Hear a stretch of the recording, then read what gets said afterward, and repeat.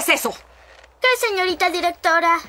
Lo que te cuelga tras las orejas. La noche en Quién es la Máscara alcanzó su punto más fuerte cuando una pista aparentemente reveló la participación de Lucerito Mijares. Durante un momento de juego, mientras Carlos Rivera recorría el escenario, el misterioso personaje decidió imitarlo con precisión. Pero lo que vino después desató la locura. El concursante ejecutó una coreografía inconfundible, una vuelta rápida, pausa a medio giro y un coqueto movimiento de piernas exactamente igual al que Lucerito realiza en sus conciertos y musicales.